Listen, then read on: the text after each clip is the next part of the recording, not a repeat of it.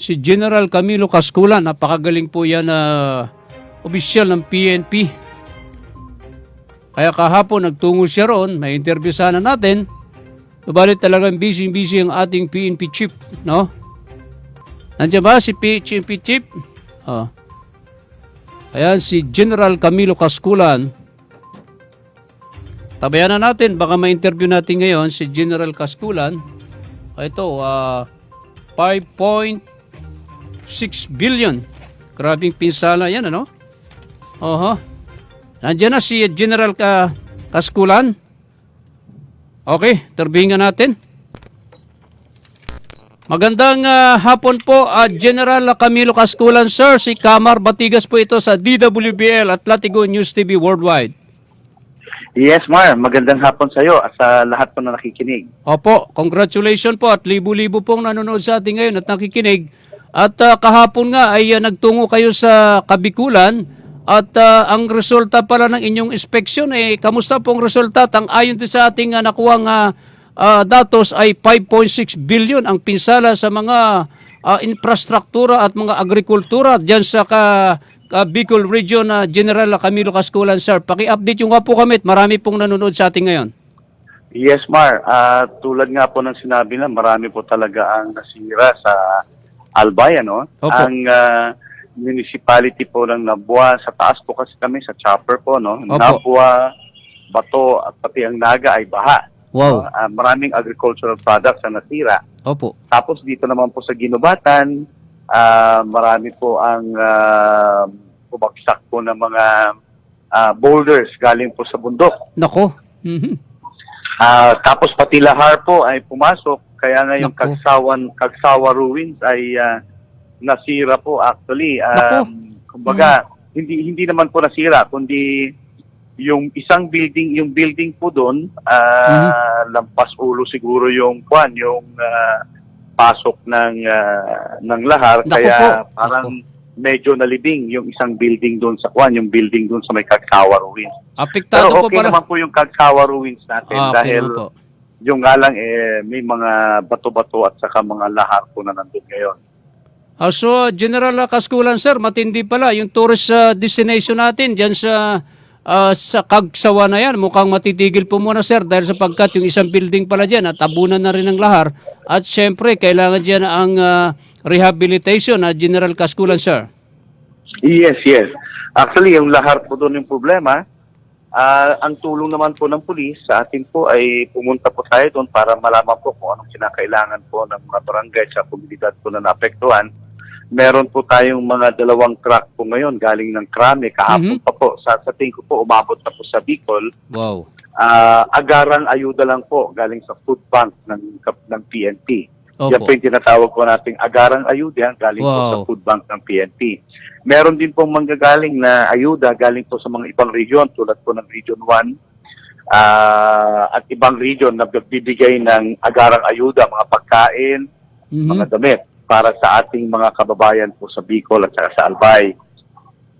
Meron po galing din mga Region 7, meron din pong preparado rin po yung ating mga tao na kung ano man po ang kung pumasok po ulit yung sumusunod po na bagyo ay mabigyan po natin kaagad ng tulong at ayuda ang mga kababayan natin. Opo, General Camilo Casculan, sir, kahapon po ina-announce ko po sa ating programa sa DWBL at sa ating Latigo News TV Worldwide at marami pong natuwa. Sinabi kong papunta nga kayo dyan sa Kabikulan para magsagawa ng search and rescue operation. At the same time, ma-inspection yung ang mga lugar ay marami pong natuwa, General Casculan, sir. At ang balita namin ay 90% ng infrastruktura ang winasak ng Super Typhoon na Rolly dyan sa Catanduanes. Ano na pong balita rito?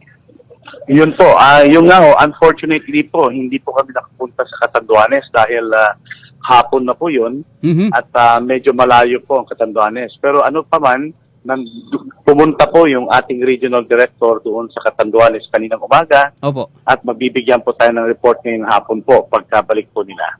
Opo, General Casculan, sir, ay may naka-standby pa po kayong na 17,000 na puwersa ng kapulisan just in case na magsagawa ng mga pag-deploy para matulungan yung ating mga kababayan sa Kabikulan na General Casculan, sir.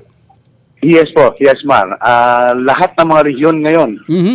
ay naka-alerto sa pagdirektiba natin po. Bibigyan lang natin po ng direktiba na pupunta po sila sa Albay, ready na po sila, alerto sila at alam po nila kung paano po darating po doon.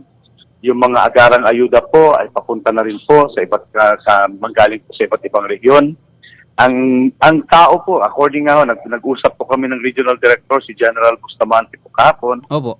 Hindi na po nila kailangan tao kasi marami pong tao doon ngayon. Preparado naman po. Pero after siguro 1 week at dire-diretso pa ho ang search and rescue ay magpapadala na rin po tayo ng tao para hindi po masyado mapagod ang mga taga-Bicolano ng mga PNP. Opo, General Camilo Casculan, sir. Mensahe na lamang po sa ating mga kababayan na nakikinig at nanonood sa buong mundo. Go ahead po, General Casculan, sir. Sa ating buong mga kababayan, lalo po sa Kabikulan, asahan niyo po ang aming agarang ayuda, ang aming pagtulong sa mga lahat ng nasalanta. Sana po ay tiis-tiis lang po tayo. Sana may balik po natin kaagad sa normal ang inyong kabuhayan. Yan po ang utos sa atin ng Presidente. Ibalik sa normal kaagad-agad ang pamumuhay ng mga tao po sa Bicol. Sana rin po ay mabalikan po natin ang Catanduanes para mabigyan din po ng agarang ayuda at tulong na kinakailangan ng mga kababayan natin po doon. Sa lahat po sa inyo, mag-ingat po kayo. Huwag po tayong lumalabas pag may mga bagyo at sundin po natin ang anti-COVID protocol. Wow, thank you very much, General PNP Chief Director General Camilo Casculan. Sir, may nag-text po dito kailan Opo. may nag-text po kasi dito at na maraming humahanga sa inyo dahil sa inyong kasipagan. Ang tanong po nila kailan po kayo matatapos yung inyong termino kasi parang gusto po nila rito ay mabigyan po sana kayo ng extension. Kailan po ba yung inyong term, yung inyong birthday, kailan po ba? Maraming salamat po. Mag-56 po ako next week sa November 10 po. Nako, sabi nung ating mga texter, ay baka naman pwedeng mabigyan kayo ng extension para naman maipagpatuloy nyo inyong mga programa dyan sa PNP. Salamat po. Tayo naman po ay nagsiservisyo po. Depende Opo. po sa tiwala po ng ating Presidente sa atin. Opo, congratulations po, mabuhay po kayo. Maraming pong salamat, Kamar. Sige po. Yan po mga kaibigan, ang ating napakausay, ang ating napakasipag na Chief PNP. Walang iba kundi si Director General Camilo Casculan. Thank you, sir. Yan mga kaibigan. Napakaganda, napakasarap na kausap ni PNP Chief Director General Camilo Casculan. Isipin nyo si General Casculan, talagang antimano.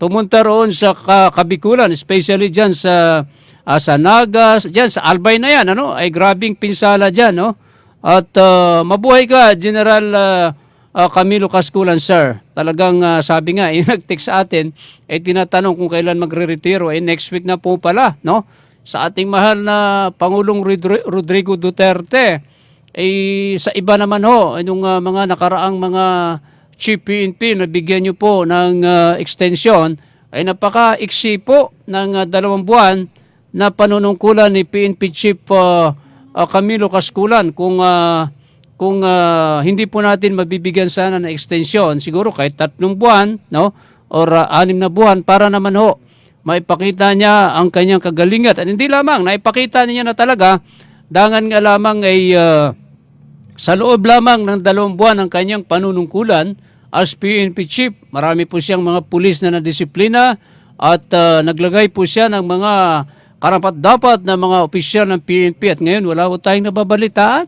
Hindi nyo ba napansin nung maupo na Chief PNP itong si General Camilo Casculan wala po tayong nabalitaan na may mga pulis na nasangkot sa mga sabihin na nating mga heinous crime, Wala nangyaring ganun, di katulad ng mga nagdaang panahon. Di ko naman sinasabi nung nagdaang panahon ay masasama yung mga pulis. Hindi naman po, kundi itong si General Camilo Casculan ay talagang agad-agaran na umaksyon. Nagpunta roon sa napinsala ng bagyong si Rolly dyan sa Kabikulan na yan. At yan ang ating kasi kaya natin na topic ito ay may nag-text at tinatanong, siguro yung nag-text mga napapanood at nakikita yung kagalingan ni PNP Chief Director General Camilo Casculan kung kaya't nag-text siya at tinatanong kung kailan magre-retiro at ang kanyang hiling, no? Kanilang hiling ay sana ay mabigyan ito ng extension, no? 3 buwan, 6 na buwan ng ating mahal na Pangulong